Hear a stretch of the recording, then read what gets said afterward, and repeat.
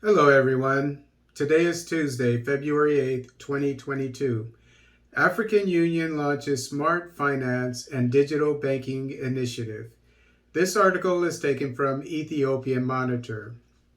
African Union has launched a new Continental Smart Finance and Digital Banking Initiative for micro, small, and medium enterprises, MSMEs, which constitute over 90% of total business units in Africa.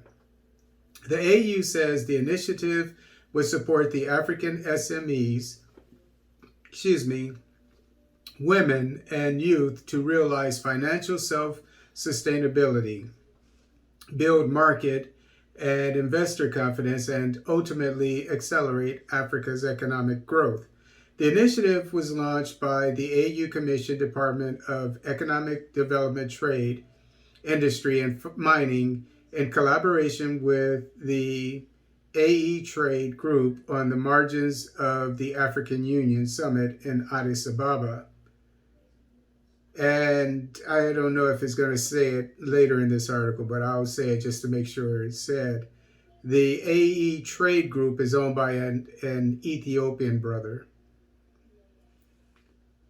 For Africa to become a meaningful and proportionate shareholder of the global digital economy, it needs to leverage on data and commercial intelligence to benefit the masses of MSMEs, young startups, youth, and women, the Pan-African Bloc said. To facilitate this, the AU said it has launched the African Smart Finance and Digital Banking Initiative, which will deliver loans to millions in different countries at low interest, accelerated cycle of service delivery. And it should be noted that in Africa, I haven't been there, so I don't know firsthand, but from what I've read and heard, what hurts businesses in Africa, what keeps them from growing or what keeps people from starting them is the high interest rate that the banks charge to business people in Africa.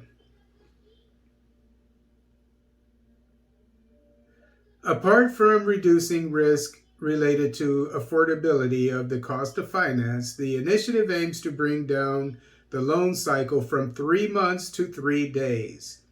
AU Trade Commissioner Muchanga said the advent of COVID-19 in the past 2 years has demonstrated without doubt that SMEs are the backbone of our economies.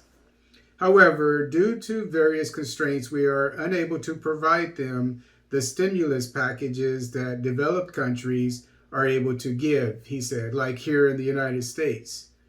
There were many